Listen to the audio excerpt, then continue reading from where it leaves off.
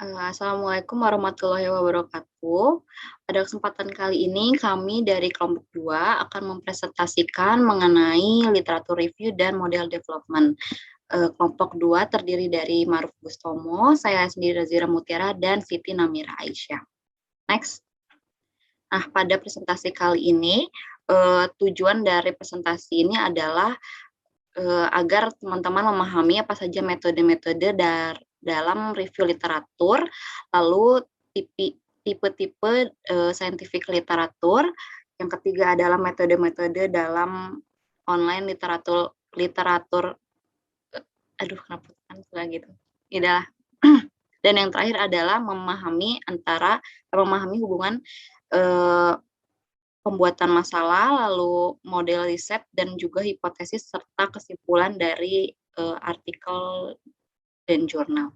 Next. Ya, selanjutnya saya akan menjelaskan mengenai defining and refining the problem pada chapter 3. Next. Nah, riset itu biasanya dimulai dari masalah. Nah, masalah dari sebuah perusahaan itu tidak harus masalah yang besar, tetapi bisa juga masalah-masalah yang rutin, yang kecil, atau sebenarnya bukan masalah, hal-hal yang sudah baik tetapi di-improve menjadi hal yang lebih baik. Nah, masalah itu yang nanti mungkin akan bisa teman-teman lakukan riset. Nah, masalah itu sebenarnya apa? Jadi masalah itu adalah gap antara hubungan dari hal yang ideal, hal yang diinginkan dengan hal aktual atau hal yang terjadi di organisasi. Nah, contohnya itu misalnya adalah tingginya perputaran pegawai di suatu organisasi atau rendahnya komitmen dari para pegawai dalam bekerja. Nah, sehingga di sini riset itu teman-teman membutuhkan informasi yang cukup untuk mengubah masalah yang luas itu menjadi sebuah topik riset yang dapat diandalkan dan relevan. Nah, di sini ada 3 step dalam menentukan riset problem. Yang pertama adalah mengidentifikasi masalah manajemen secara keseluruhan. Yang tadi saya jelaskan bahwa manajemen itu mempunyai banyak masalah, baik dari misalnya dari manajemen SDM-nya atau manajemen marketing atau keuangan dan lain-lain. Nah, masalah yang begitu banyak itu dapat dilakukan fokus. Jadi fokus ke satu masalah yang dapat diangkat menjadi masalah riset. Nah, ketika kita menentukan masalah yang ingin diangkat, terkadang kita kan membutuhkan informasi yang lebih banyak. Nah, informasi yang lebih banyak itu mungkin akan membuat kita melakukan reframing problem statement. Jadi kita mungkin akan memilih untuk terus melanjutkan menggunakan masalah itu, atau kita akan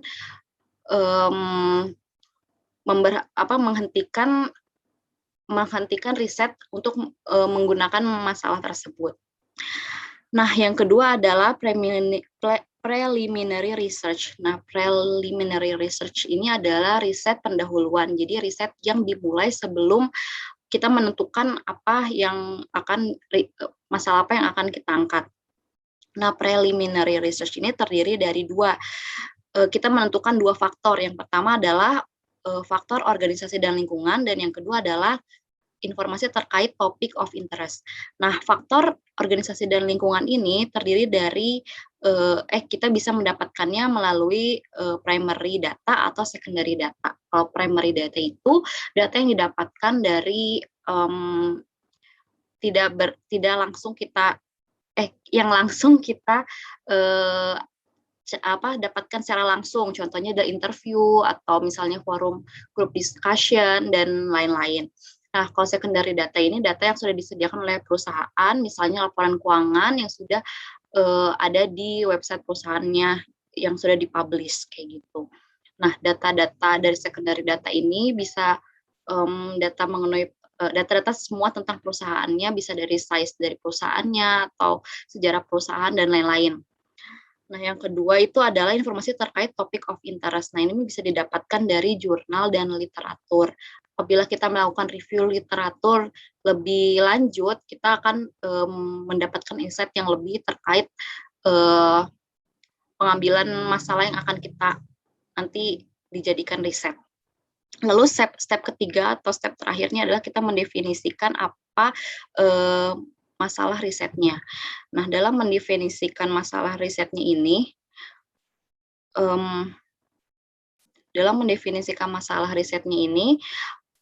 kita dapat menentukan yang namanya good problem statement. Nah, good problem statement ini adalah problem statement yang jelas atau brief, relevan, dan juga feasible. Nah, maksud feasible di sini adalah walaupun dalam riset itu pasti ada yang namanya pembatasan, pasti ada yang namanya kekurangan informasi dan lain-lain. Nah,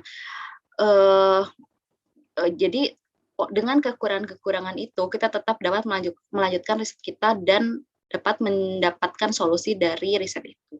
Nah, si problem statement ini terdiri dari dua, yaitu adalah research objective dan juga research question. Kalau research objective itu adalah tujuannya. Jadi tujuannya itu biasanya untuk mengubah sesuatu yang sudah terjadi atau rutin, sistem yang sudah baik atau sistem yang kurang baik menjadi lebih baik, dan memberikan solusi terhadap masalah tersebut. Dan yang kedua adalah research question. Jadi pertanyaannya, apa yang kita ingin pelajari dari topik yang kita angkat.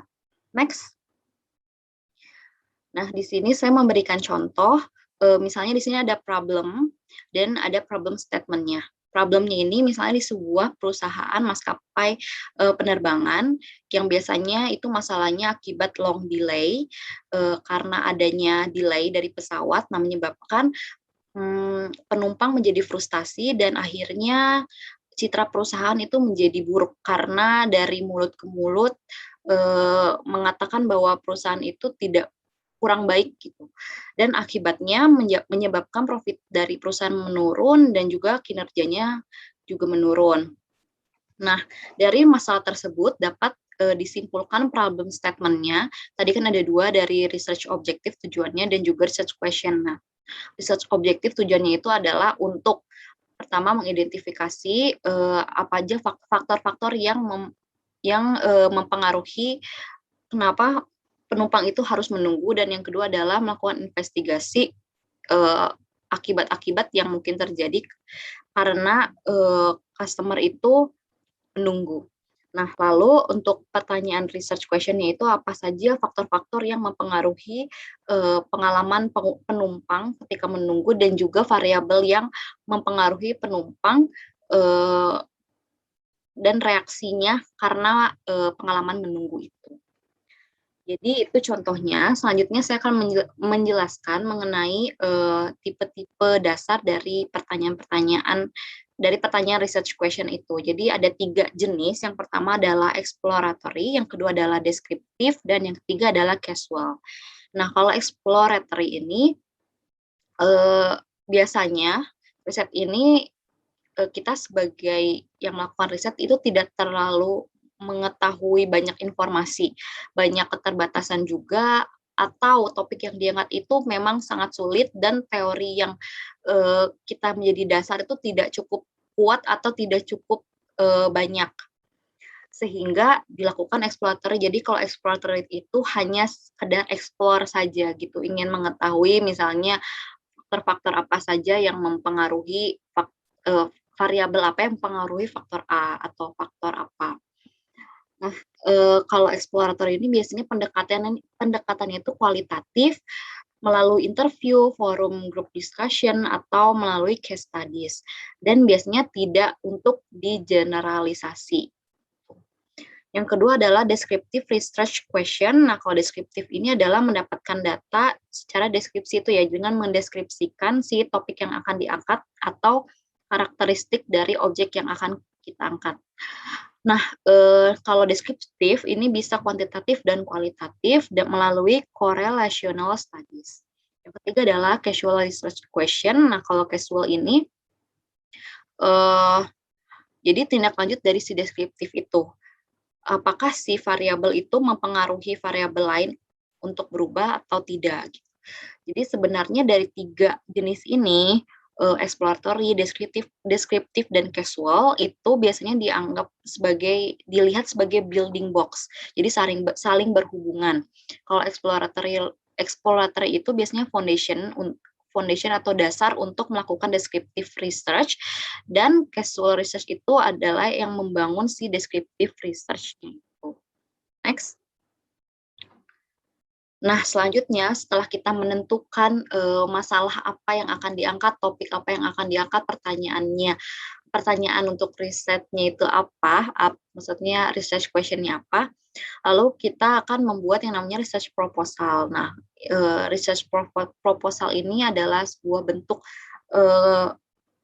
agreement, jadi perjanjian antara orang-orang yang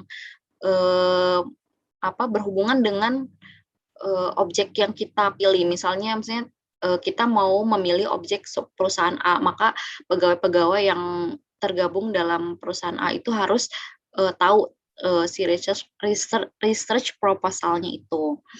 Nah, biasanya itu terdiri dari yang pertama judul, lalu latar belakang, kedua itu problem statement-nya yang tadi sudah dijelaskan bagaimana cara menentukannya, lalu cakupannya, relevansinya, desain dari risetnya, terdiri dari jenis riset, pengambilan datanya seperti apa, desain samplingnya seperti apa, terus data analisisnya seperti apa, lalu time framing-nya, budgetnya, dan juga bibliografinya. Next. Nah, dan yang terakhir, ethical issue dalam melakukan preliminary research, jadi riset pendahuluan. Jadi ketika kita mendapatkan sebuah masalah yang ingin kita angkat gitu.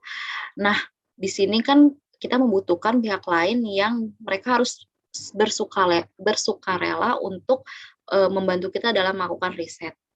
Nah, di sini kita sebagai yang melakukan riset itu harus dapat menilai kapabilitas riset kita. Apabila kita tidak mempunyai skill yang cukup atau sumber daya yang cukup, misalnya banyak pembatasan juga, maka kita mungkin harus mundur dari proyek riset ini dan memilih proyek riset lain atau memilih masalah yang lain.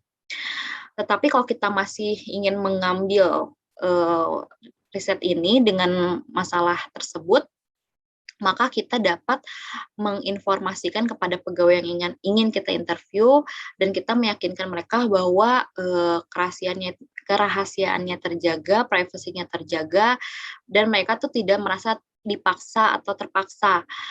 Dan mereka merasa nyaman ketika melakukan interview yang mendalam ya, kalau misalnya metodenya itu kualitatif. Jadi itu adalah ethical issue-nya.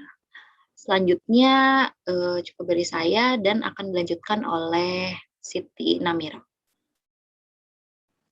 Baik, terima kasih Kak Ira. Selanjutnya kita akan membahas mengenai tinjauan pustaka atau literatur review. Next.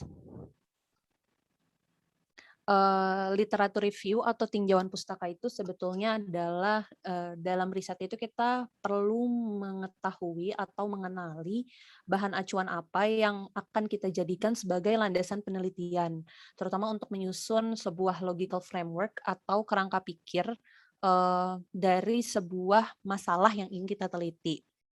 Nah, tujuan dari adanya tinjauan pustaka atau literatur review ini adalah kita bisa memperdalam pengetahuan tentang bidang yang diteliti, bisa mengetahui hasil penelitian yang berhubungan dan yang sudah pernah dilaksanakan sebelumnya terkait dengan masalah yang kita pilih untuk kita teliti. Lalu kita juga bisa mengetahui perkembangan ilmu pada bidang yang kita pilih, bisa lebih memperjelas masalah penelitian yang kita ambil gitu. Jadi karena kita ngelihat dari bahan acuan gitu dari literatur-literatur yang ada, kita bisa lebih menemukanali masalah penelitian yang akan kita lakukan riset. Selanjutnya kita juga bisa mengetahui metode-metode terkini yang diusulkan oleh para peneliti untuk menyelesaikan masalah penelitian yang sedang kita riset. Next. Selanjutnya, Maruf. Selanjutnya di sini ada di buku itu dijelaskan ada tahapan dalam melaksanakan tinjauan pustaka atau literatur review. Paling tidak ada 4 tahapan besar gitu. Jadi yang pertama yang perlu dilakukan oleh para peneliti adalah kita harus menentukan sumber data dulu. Kira-kira, dari mana nih kita akan melihat literatur review. Hal ini sangat penting karena kualitas tinjauan pustaka itu tergantung pada pemilihan dan, dokumen-dokumen mana yang kita baca yang relevan dan mendukung dengan masalah yang ingin kita teliti. Sumber data itu bisa dari buku, bisa dari jurnal, bisa dari tesis, bisa jadi dari proceeding konferensi, atau dari reports ya, bisa juga dari government report salah satunya itu kan juga sebagai sumber data yang valid ya untuk dijadikan acuan penelitian. Lalu bisa juga dari koran dan bahkan sekarang internet. Jadi dengan perkembangan zaman itu, internet itu juga sudah menjadi preferensi utama bagi para peneliti dalam mencari sumber data dalam penelitiannya. Contoh misalnya sekarang udah ada GS Store kan ya, sebagai jurnal online, lalu ada Science Direct, bahkan UI sendiri kan punya e-library ya yang menghimpun dan menjadi platform terkait dengan jurnal yang bisa diakses mahasiswa maupun stakeholders lainnya untuk melakukan penelitian. Nah, tahapan selanjutnya adalah, mencari sumber data tersebut gitu. Di sini maksudnya adalah kita bisa langsung datang manual ke library atau bisa juga, lewat internet gitu atau perpustakaan online karena sekarang pun sebagian besar perpustakaan itu memiliki sumber daya elektronik seperti dari mulai e-jurnal sampai abstrak pun sekarang sudah ada di internet. Tahapan ketiga adalah kita perlu melakukan evaluasi terhadap literatur yang, kita baca.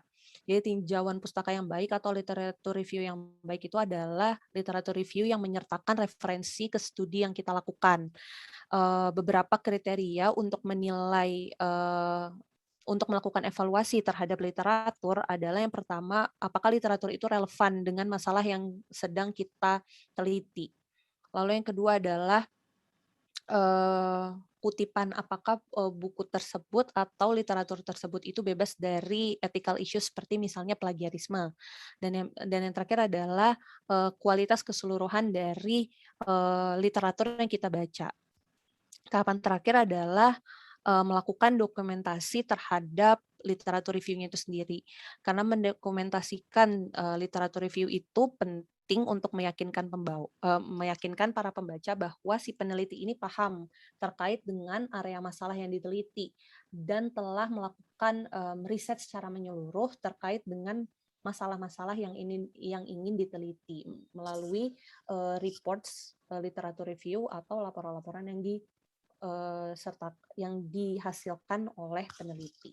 Selanjutnya, next.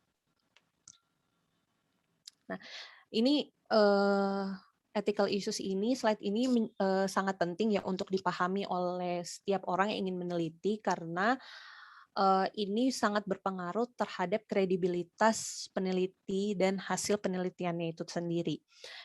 Yang pertama adalah isu etika terkait dengan kesengajaan salah mengartikan karya penulis lain, yaitu seperti sudut pandang, ide, model, kesimpulan dan interpretasi juga lain sebagainya.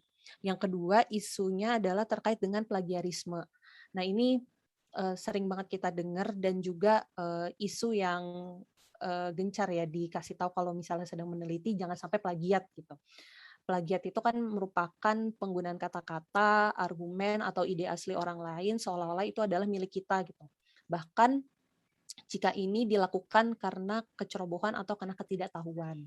Nah, kalau di buku itu dijelaskan bahwa ada dua contoh umum dalam plagiarisme. Yang pertama adalah tidak mencantumkan sumber. Ini seperti misalnya membuat pekerjaan riset lain gitu ya, seperti milik kita sendiri, atau misal kita mengcopy pekerjaan orang lain gitu kan, atau kita mencoba untuk memparafrase kalimat-kalimat dalam riset lain, tapi sebetulnya kita mengcopy gitu. Jadi kita tidak mencoba untuk membuat kalimat itu seperti kalimat yang baru, tapi kita mengcopy gitu dari kalimat-kalimat riset sebelumnya. Yang kedua adalah mencantumkan sumber, tapi tetap termasuk dengan plagiarisme. Ini cukup sulit ya untuk diprediksi gitu. Misalnya kayak penulis itu lupa untuk memasukkan informasi spesifik terkait lokasi bahan yang dirujuk, karena ini juga penting dalam riset untuk menyertakan nama periset sebelumnya, juga buku apa yang diacu dalam riset tersebut. Yang kedua misalnya contohnya lagi, kita lupa membumbuhkan tanda kutip pada teks yang kita salin. Jadi kan seolah-olah itu jadi statement kita ya, padahal sebetulnya bukan statement kita, itu statement dari riset terdahulu yang kita gunakan gitu.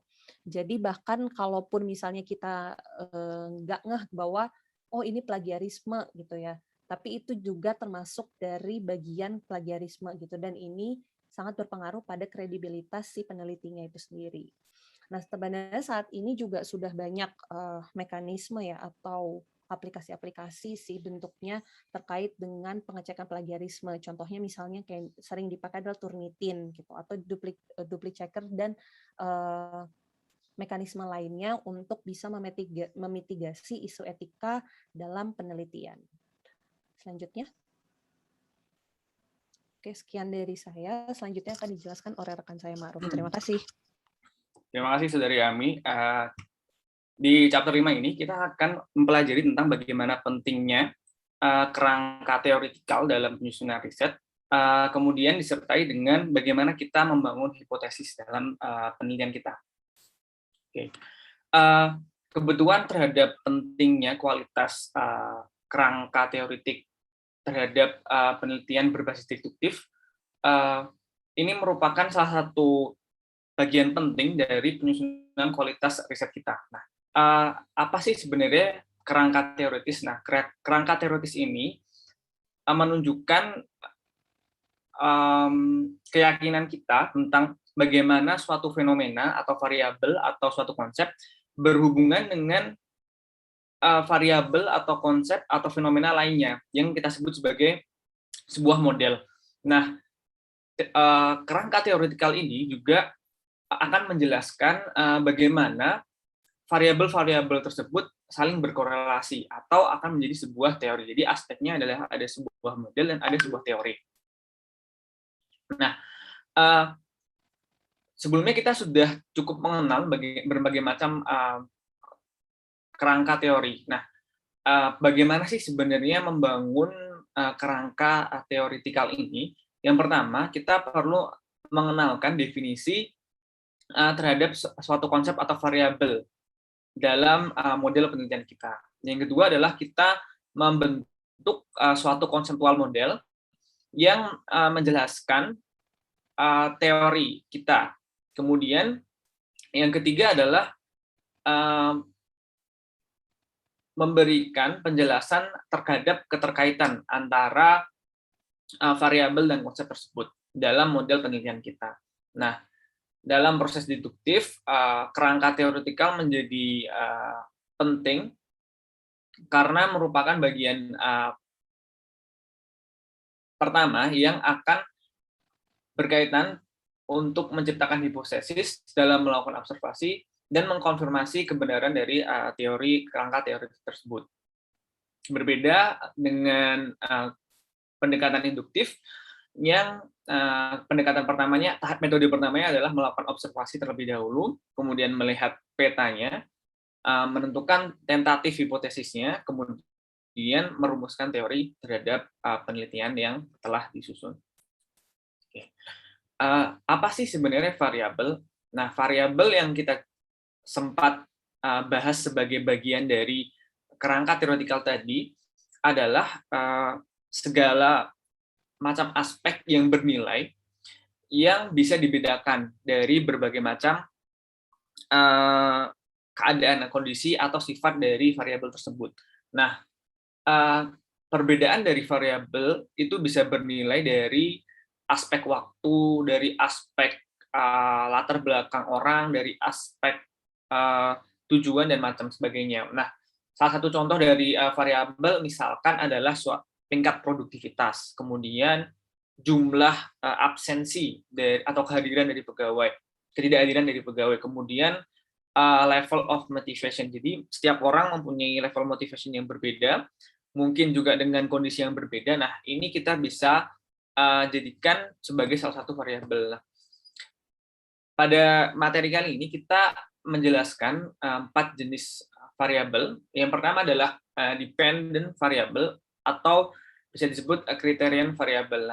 Dependent variable ini adalah variabel yang nanti akan dipengaruhi oleh independent variable.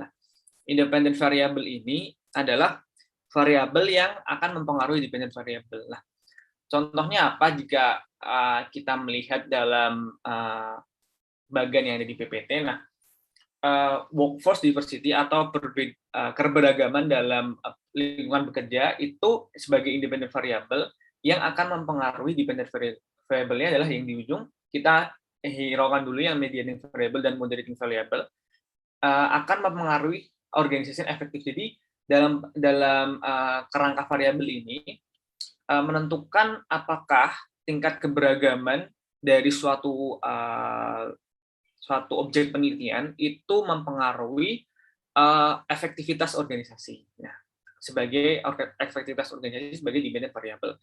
Nah, kemudian di sini kita mulai mengenal adanya moderating variable. Nah, moderating variable ini adalah faktor yang menjadi akselerator dari independent variable untuk berpengaruh terhadap dependent variable. Nah, dalam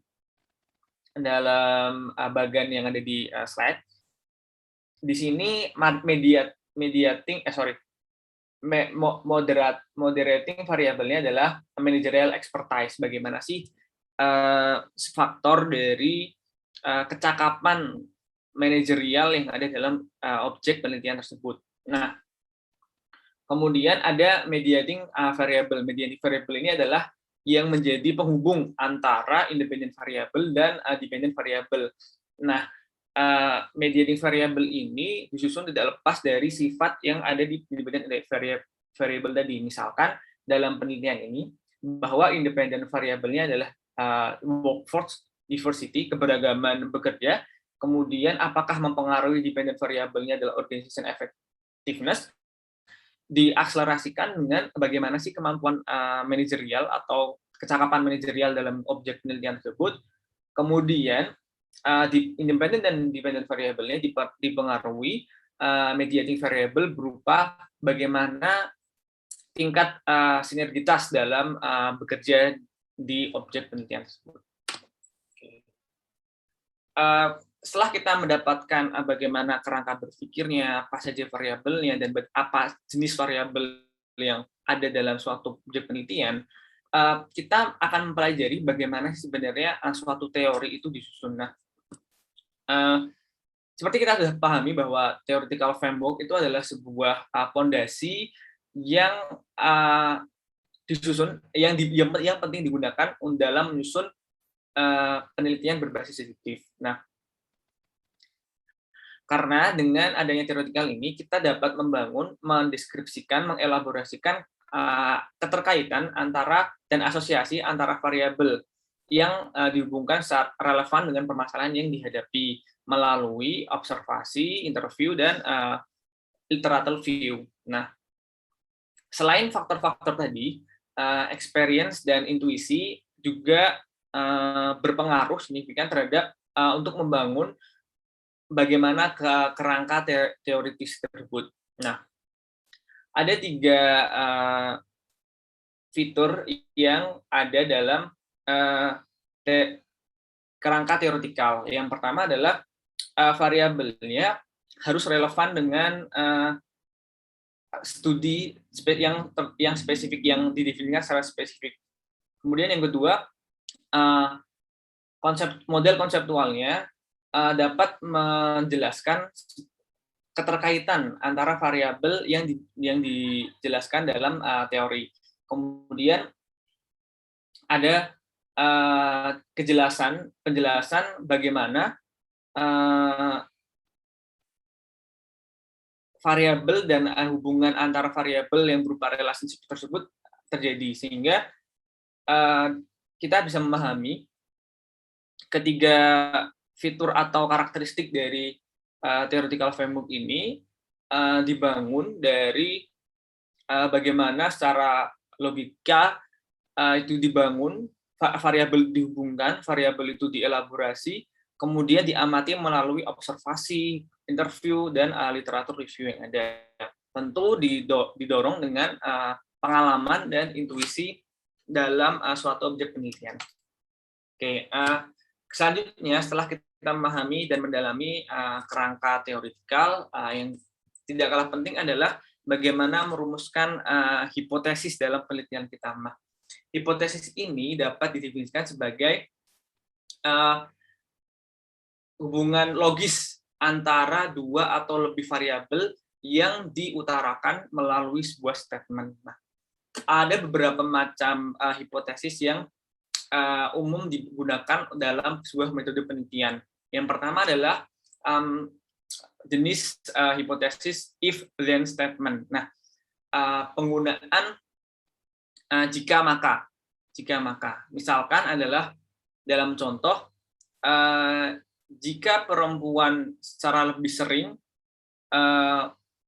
menonton model yang bertubuh langsing dalam iklan, maka mereka lebih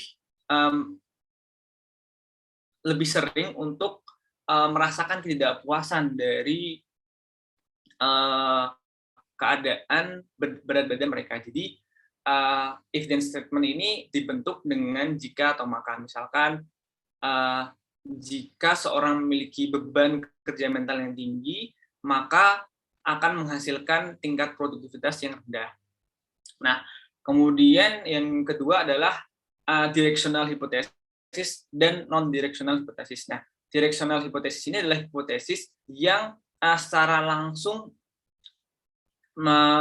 menjelaskan bagaimana sih impact atau keterkaitan atau dampak dari sebuah variabel. Nah, misalkan semakin tinggi stres yang dialami dalam sebuah pekerjaan, maka akan semakin rendah pula tingkat kepuasan dari pegawai. Jadi ada kaitan secara langsung yang dijelaskan dalam sebuah hipotesis, secara gamblang dijelaskan bagaimana tingkat kenaikan atau penurunannya, bagaimana dampaknya dan sebagainya.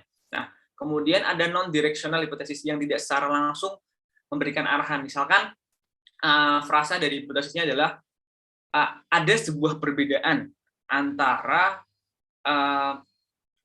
kode etik dalam bekerja bagi pekerja Amerika dan pekerja Asia. Nah, di sini dia jelaskan sebenarnya itu perbedaannya apakah lebih kompleks atau lebih sederhana, siapa yang lebih kompleks, siapa yang sederhana. Jadi secara non-directional, hipotesis itu tidak menggambarkan frasa yang secara langsung keterkaitannya. Nah, selain itu yang umum digunakan adalah model penggunaan hipotesis null dan hipotesis alternatif. Nah, hipotesis null ini dilambangkan dengan H0. Nah, itu adalah sebuah statement tentang sebuah populasi atau sampel dari parameternya. Nah, biasanya digambarkan dengan tanda sama dengan, kurang atau sama dengan, atau lebih dari sama dengan. Nah, konsep hipotesis ini adalah menggambarkan jika hipotesis itu tidak terjadi. Jadi, maka nanti akan diuraikan menjadi kebalikan dari apa yang ingin kita sampaikan dalam riset kita. Kemudian yang kedua adalah hipotesis alternatif, adalah yang berkontradiksi dari hipotesis nol yang kita susun. Nah, ini dapat terdiri dari tanda tidak sama, kemudian lebih besar atau lebih kecil.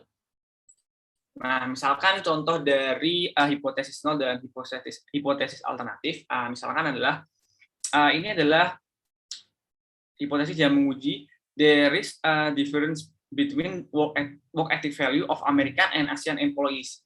Nah, hipotesis nolnya disusun bagaimana? H0 sama dengan rata-rata ya, rata-rata dari AM atau American sama dengan rata-rata dari Asian. Jadi dianggapnya tidak ada perubahan, H0 itu tidak ada perubahan.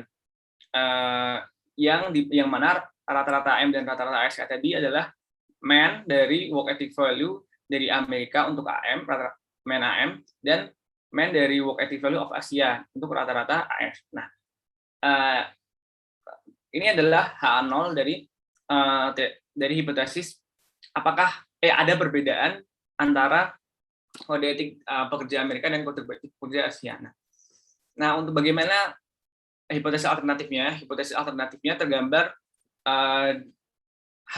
hipotesis alternatif sama dengan MEAN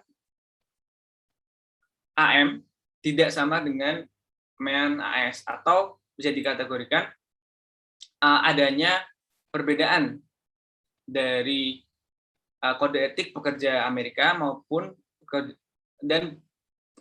pekerja dari Asia. Nah, selain MEAN, ada juga yang bisa kita gunakan adalah probability atau korelasi. Nah, sebenarnya materi tentang null dan alternatif hipotesis ini sudah kita pelajari cukup dalam ketika mengambil mata kuliah statistika ekonomi bisnis, dan pada mata kuliah MRB ini kita diminta untuk merecall kembali apa yang kita pelajari dan mengkombinasikannya dengan berbagai macam aspek untuk menyusun sebuah riset atau penelitian. Nah, jadi dari hipotesis ini kita akan ada keterkaitannya dengan level of significant dan level kritis dari sebuah hipotesis. Nah, bagaimana sih step-stepnya untuk menguji sebuah hipotesis tersebut? Nah, pertama adalah kita harus menguraikan apa sih hipotesis nolnya dan hipotesis alternatifnya yang tadi sudah kita bahas bersama-sama dan kita sudah berikan contohnya. Kemudian yang kedua, kita melakukan statistical test yang sesuai dengan metodologi statistika yang sudah kita pelajari. Yang ketiga adalah kita menentukan berapa jauh sih level signifikan yang kita kehendaki dalam sebuah penelitian. Misalkan level of signifikannya adalah 0,05 atau lebih besar atau lebih kecil. Nah, kemudian setelah kita menentukan hipotesis nul dan hipotesis alternatifnya bagaimana, kemudian melakukan tes secara statistik, menentukan level of significant, dan yang terakhir adalah kita melihat hasil dari perhitungan analisis komputer yang atau tabel yang ada yang mengidentifikasikan pada titik mana level signifikannya itu bertemu. Nah, dalam pengambilan keputusan ada kita ini distribusi normal ya, ada acceptance region yang disertai dengan critical region. Nah, di sini kita bisa recall lagi bahwa ada yang left side, right side, ada yang memang center. Jadi berbagai macam model hipotesis testing menggunakan statistikal ini kita perlu menyesuaikan dengan kebutuhan riset kita. Nah, akhirnya ketika kita melihat result dari hipotesis itu, kita bisa menyimpulkan apakah hipotesis tersebut diterima atau ditolak. Nah, kesimpulan dari hipotesis yang diterima atau ditolak tersebut menjadi sebuah risalah yang dihasilkan dalam riset yang kita lakukan. Sekian dan terima kasih atas penjelasan kelompok kami.